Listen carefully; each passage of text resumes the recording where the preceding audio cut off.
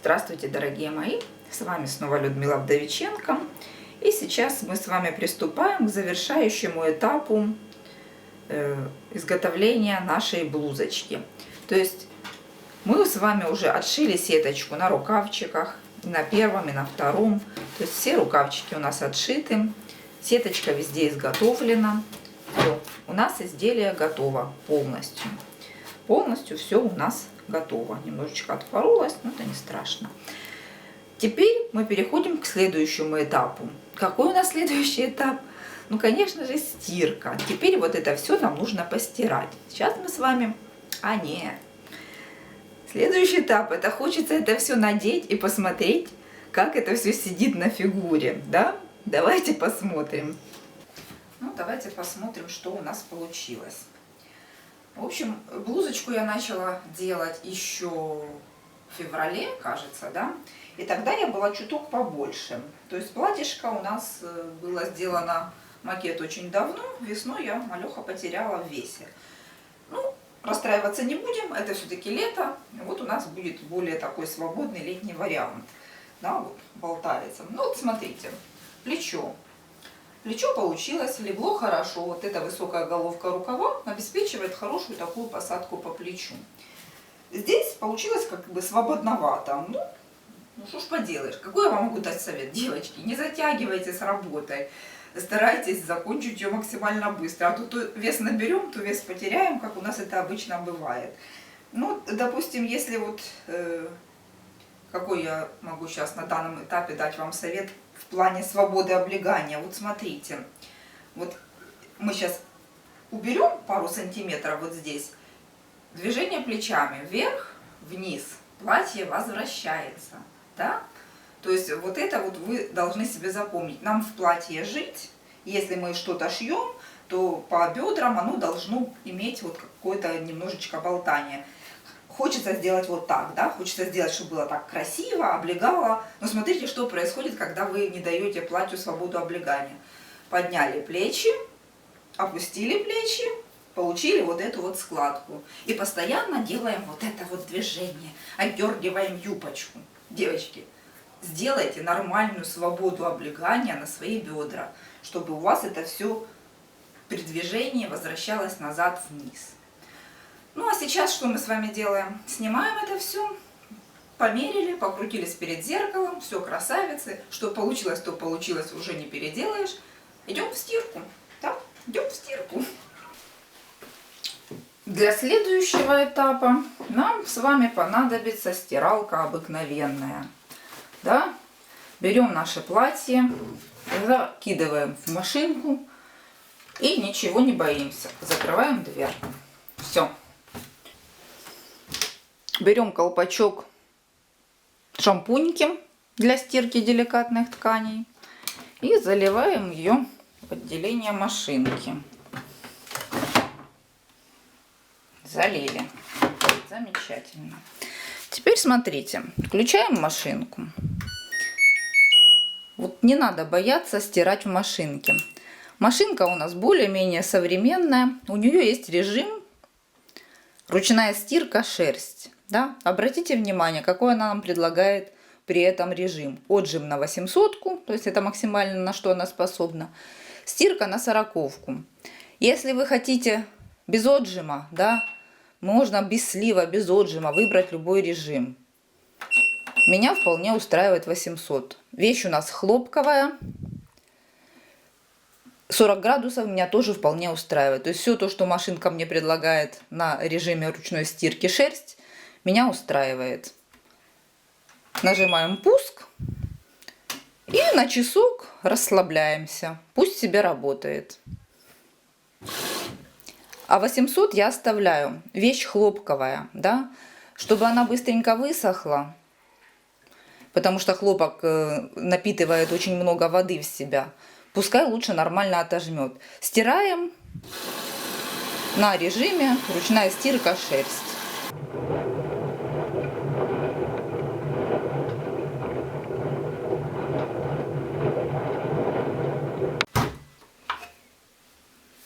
Достаем наше изделие. Да, что я хочу сказать. изделие слишком легкое, машинка его не отжала. Не отжала. То есть она проругалась, сказала, что я не могу отжать вот это изделие, поэтому оно у нас очень мокрое. Сейчас будем отжимать в простыню. Вот смотрите, что мы сейчас делаем. Берем огромную, вот такую большую хлопчатобумажную простыню. Стелим на нее наше изделие. Да? И что мы делаем? Мы просто складываем наше изделие и заворачиваем в эту простыню. Делаем колбаску. Вот так вот делаем колбаску. И промокаем эту колбаску. Просто вот так вот прижимаем и продавливаем. Вот простыня уже чувствуется, что она уже намокла. То есть чем больше вы лучше продавите ее, тем быстрее потом у вас изделие просохнет. Так что делаем просто изо всех сил, отжимаем в большую махровую простыню. Отжимаем. Все равно недостаточно отжатое. Давайте вот еще один кусочек. Вот этот кусочек еще простыни сухой остался. Если мало простыней, берем дополнительно еще какие-то простыночки. Так, эту часть нам не важно отжимать. Будем отжимать вот это. Скручиваем плотненько и отжимаем. Вот это такой способ отжима деликатных вещей. Промокаем, отжимаем.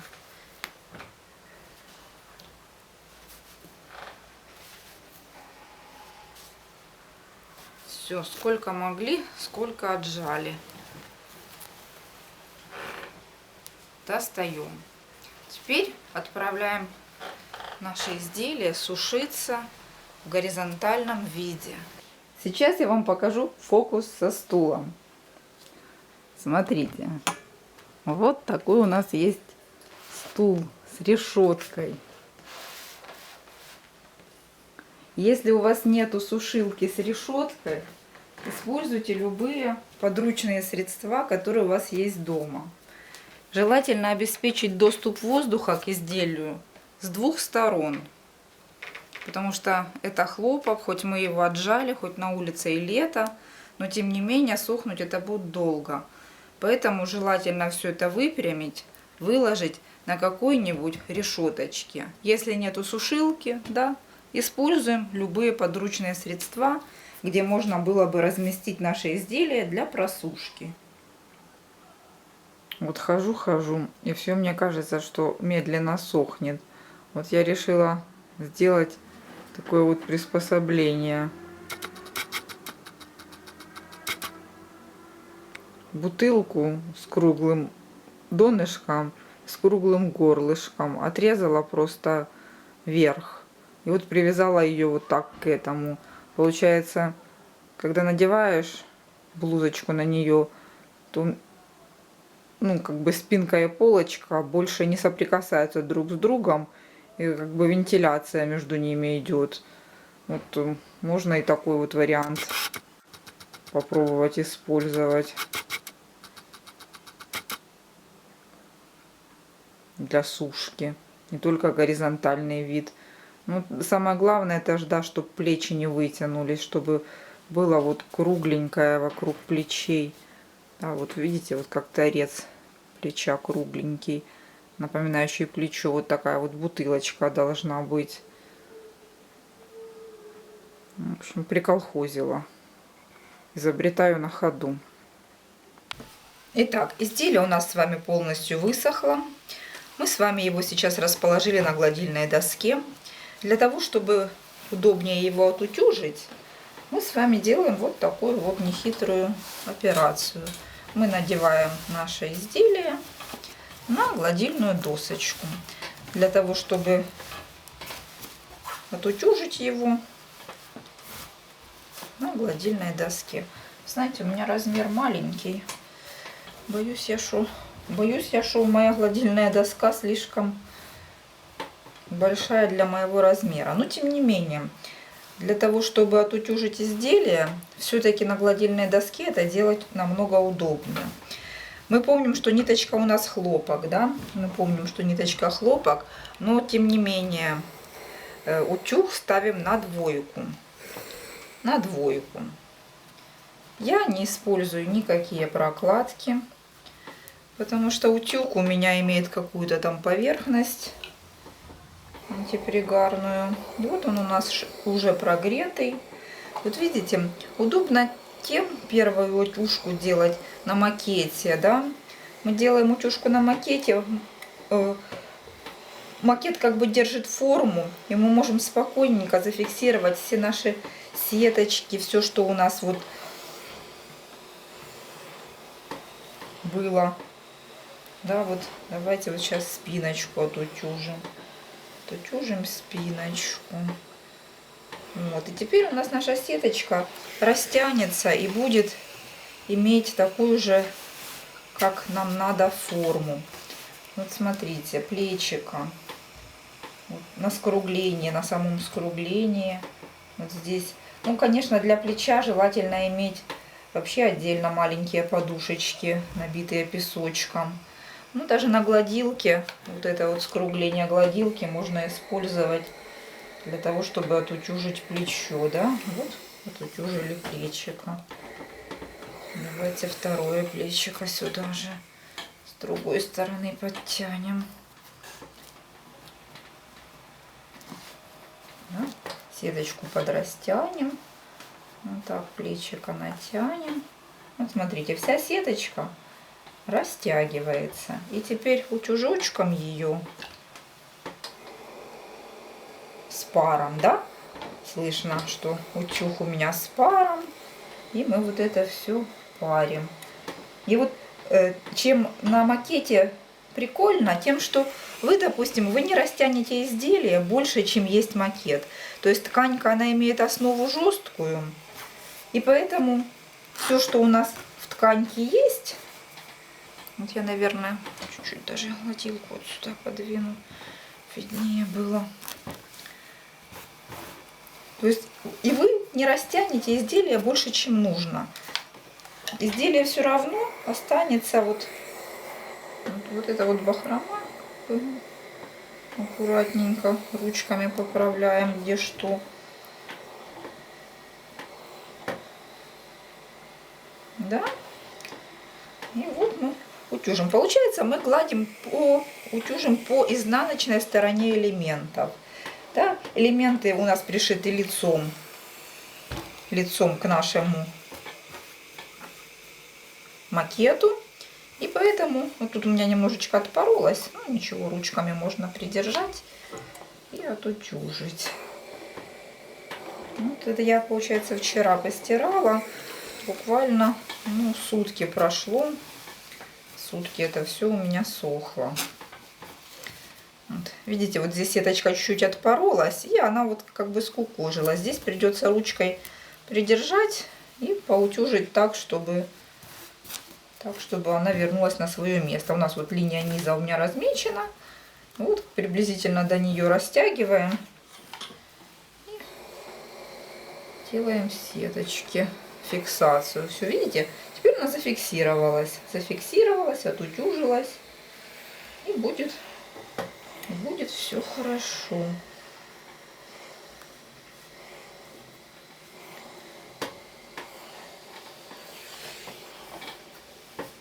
Поэтому вот первую стирку и утюжку я люблю делать на макете. Я не знаю, как другие делают.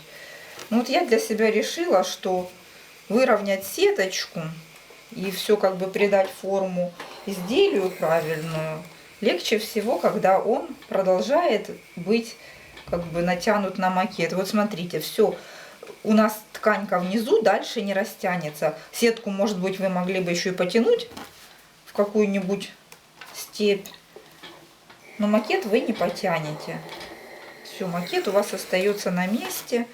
И мы вот так аккуратненько поворачиваем наше изделие. Вот бачок, добрались до бачка. И аккуратненько отутюживаем наше изделие. Единственное, чего я, конечно, боюсь, того, что как-то я за последние 2 месяца потеряла слишком много килограмм. Будет на мне эта кофточка болтаться.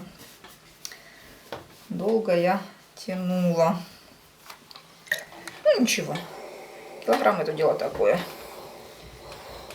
Незачем жалеть. Свяжем новую кофточку, правильно?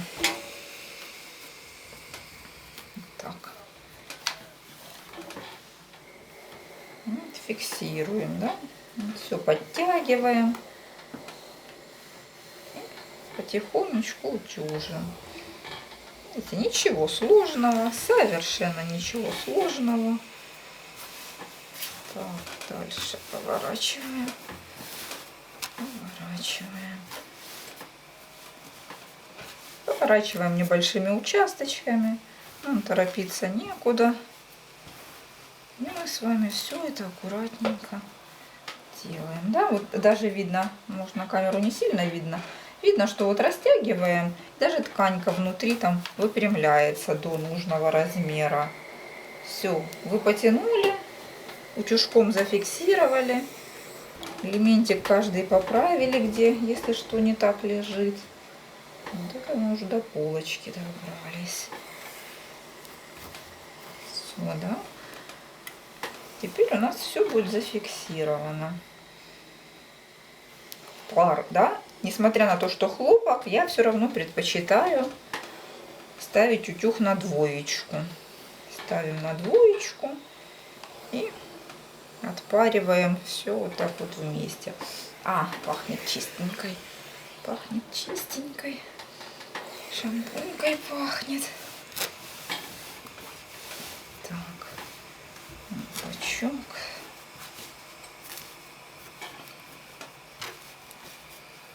Тень от моей головы падает.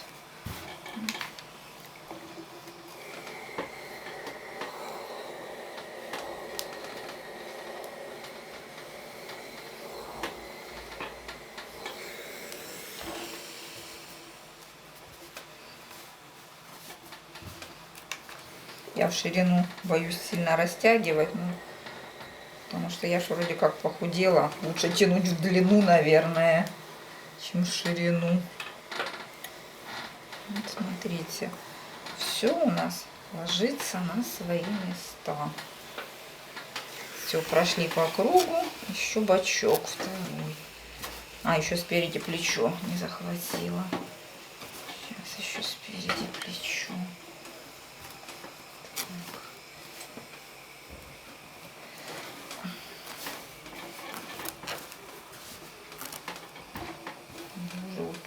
Вот так вот утюжишь, крутишь по кругу. Видите, и проймочку вот вы здесь подхватываете, вот снизу уже все. Раз и зафиксировали. Давайте, еще низочек вот этот. Еще низочек вот этот красиво выложить. Вот. Мне вот этот низочек не особо нравится. Будет такая заманушная бахрома. Вот здесь вот в середине элементы зафиксированы. Вот этот. А здесь он как-то такой вот бахромой будет внизу. Тоже как красиво, по-женственненько так будет.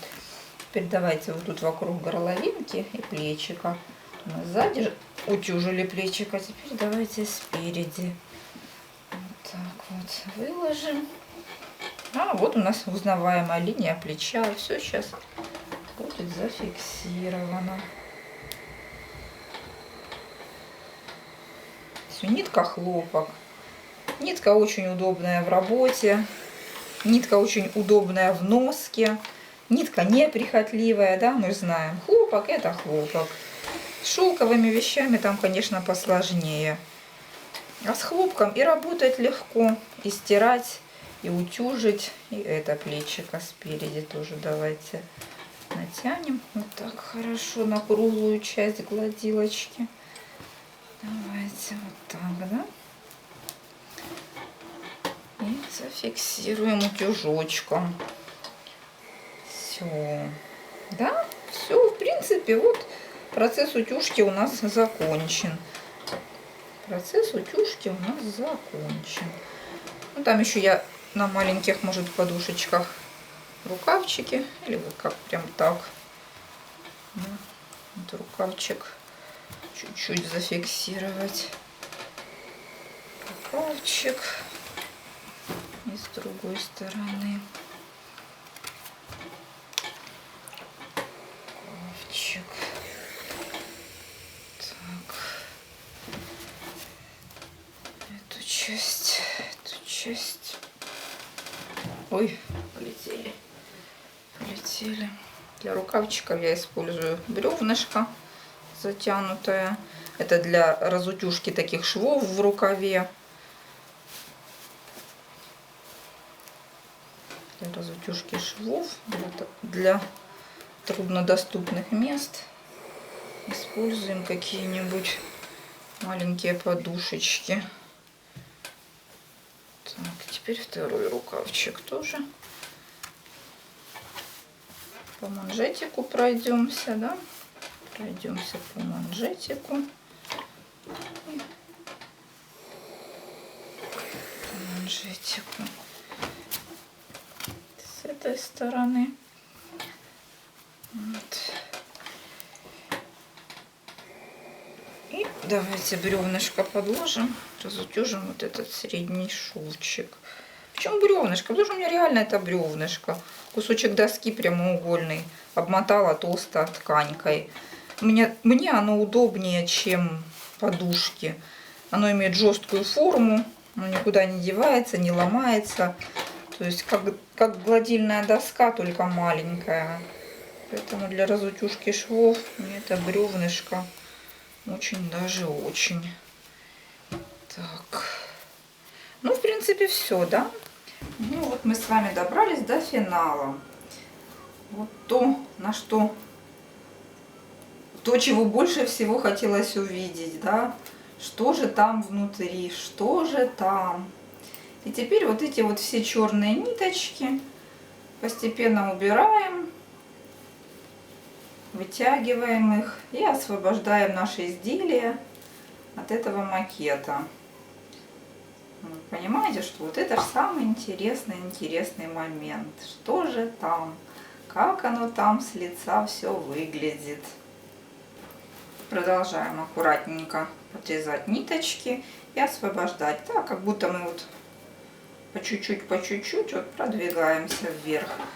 Процесс тоже как бы требует аккуратности, чтобы нигде не зацепить ниточку на изделие. Поэтому никуда не торопимся, мы все успеем. Там вот потихонечку высвобождаем наше изделие. Вот уже много чего видно. Вот, все, макет нам больше не нужен. И вот мы с вами получаем кофточку. Ура!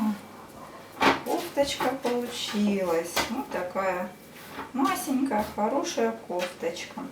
Теперь нужно освободить эту кофточку от всех черных ниток. Все наши листочки, цветочки. Вот наш огурец, да, с ягодками. Как он получился здесь. Вот большой цветок, как он тут у нас смотрится. Да. Ягодки, маленькие цветочки, побольше цветочек с завитком. Вот видите, вот такая у нас получилась с вами красота. Ну и как финал хочу показать вам уже, что действительно получилось, да? Как легли рукавчики, как получилась спинка, да? Ну, мы же помним, да, что я немножечко сбросила, там килограмм 5, чуть-чуть кофточка свободненькая. Но, тем не менее, я думаю, что хуже от этого она смотреться не стала. Отстирали, отутюжили, выбрали ниточки. И Теперь посмотрим, как это сидит на человеке. В общем, даже несмотря на то, что этот человек сбросил килограмм 5, блузочка, конечно, немножечко свободненькая, но тем не менее сидит хорошо. В общем, сказать, что я довольна результатом, это ничего не сказать. Я в восторге. Я в восторге. Спасибо, что были со мной. С вами была Людмила Вдовиченко. До свидания.